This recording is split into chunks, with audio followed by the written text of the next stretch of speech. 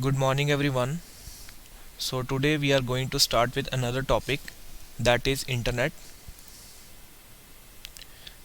So, here you can see the evolution of Internet.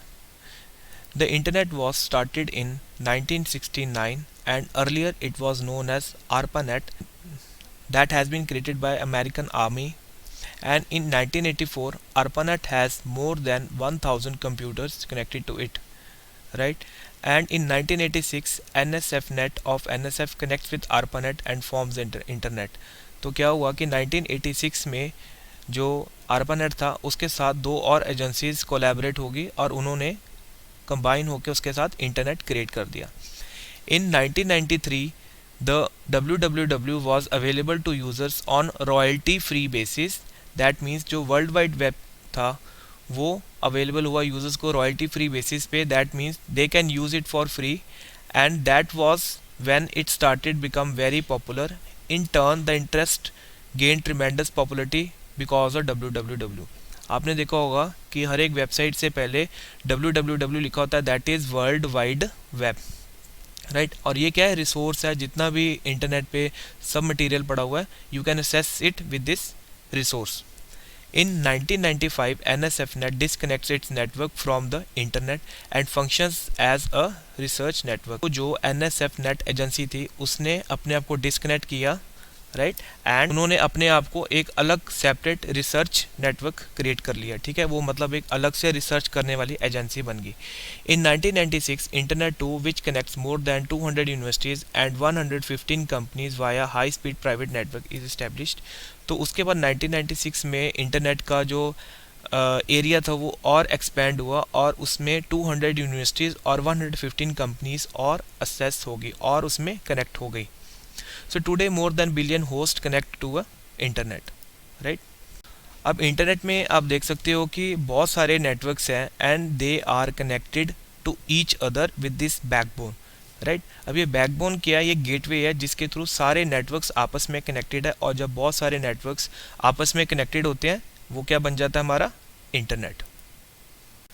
So you can see that यहाँ पर एक sender है और यहाँ पर एक रिसीवर है, यानी कि डेस्टिनेशन है. तो इस सेंडर ने कोई मैसेज इस डेस्टिनेशन तक भेजना है. सो व्हाट विल हैपन, इसके बीच में आपको सर्वर दिखाई दे रहा है, राउटर दिखाई दे रहे हैं, राइट. और ये जो आपको दिखाई दे रहे हैं इनको बोलते हैं पैकेट्स. पैकेट्स मतलब कि मान लो अगर कोई सेंडर 100 MB की कोई फाइल भेज रहा है रिसीवर को, ठीक है, यानी कि डेस्टिनेशन पे 100 MB की कोई फाइल भेज रहा है, तो उस टाइम पे वो जो 100 MB की फाइल है वो वन गो में नहीं जाएगी, वो छोटे छोटे पैकेट्स में कन्वर्ट होकर जाएगी. मतलब वो डिपेंड करता है इंटरनेट स्पीड पे कि वो पैकेट 5 MB का बन सकता है या 10 MB के 10 पैकेट्स बनेंगे या 5 MB के 20 पैकेट, डिपेंड करता है the speed of the receiver, right. तो वो जो डेटा पैकेट्स के फॉर्म में जाएगा और राउटर से होता हुआ. अब राउटर क्या है कि ये डिसाइड करता है कि जो पैकेट्स हैं वो किस वे से रिसीवर तक जाएंगे. क्योंकि क्या होता है कि जैसे हम अपने घर जाते हैं अपने काम करने वाली जगह से, तो हमारे घर जाने के बहुत सारे रास्ते होते हैं, ठीक है, बट हम कौन सा फॉलो करते हैं, जो सबसे छोटा हो. और कई बार ऐसे होता है कि जो सबसे छोटा रास्ता होता है वहाँ पर ट्रैफिक बहुत ज़्यादा होता है. सो व्हाट वी डू कि हम सबसे छोटे वाले रास्ते की बजाय लंबे रास्ते से जाते हैं क्योंकि वहाँ पर ट्रैफिक जैम नहीं है, राइट. तो ये राउटर ही होता है जो डिसाइड करता है कि कौन सा बेस्ट पॉसिबल पाथ है. Yes, a router is a device that forward data packets along the network. जो डेटा पैकेट्स होते हैं उसमें डेटा के अलावा एड्रेस भी होता है डेस्टिनेशन का जहाँ पर हमने डेटा भेजना है. यहाँ पर पैकेट्स में जब डेटा गया आपका तो आप देख सकते हो उसके बाद क्या स्टेप हो रहा है कि राउटर ने वो पैकेट्स को और आगे डिकम्पोज कर दिया और यहाँ पे उसको कुछ पैकेट्स यहाँ भेज दिए, कुछ पैकेट्स उसने इधर भेज दिए. अब आप देखो कि उस पैकेट्स में कुछ डेटा इस वे से चला गया, कुछ पैकेट्स में डेटा इस रास्ते से चला गया. अब ये जो बेस्ट पॉसिबल वे है ये हमारे राउटर डिसाइड करते हैं. और रिसीवर एंड पे जाके ये जो पैकेट्स हैं वो सेग्रीगेट हो जाते हैं, वो एक प्रॉपर ऑर्डर में अरेंज हो जाते हैं.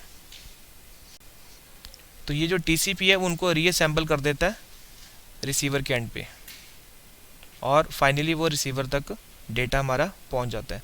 सो this is how the internet works, this is how the message is transferred from sender to receiver. Now we will discuss the uses of internet. तो मतलब हम कम्युनिकेशन कर सकते हैं with the help of email, messages, voice chat, video chat and social networking site such as Facebook with the people around the world.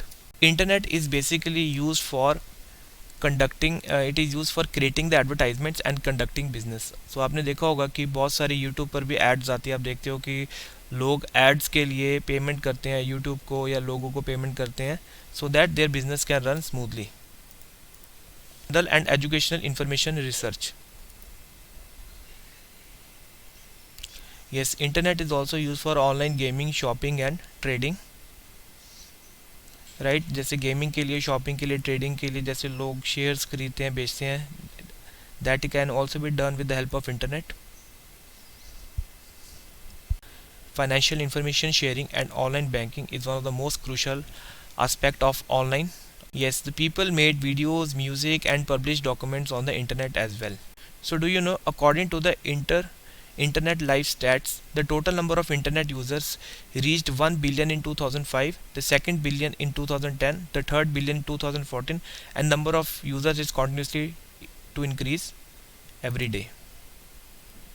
Internet use करते हुए हमें कुछ चीज़ों का ध्यान रखना है और कुछ चीज़ों से हमें बचना है, जैसे कि हैकिंग, स्पैम ईमेल्स हो गए, वायरसेस हो गया, मेलवेयर हो गया। अब हैकिंग क्या होता है कि आपका कंप्यूटर किसी और ने एक्सेस कर लिया और वो उसको यूज़ कर रहा है अपने पर्सनल गेन के लिए।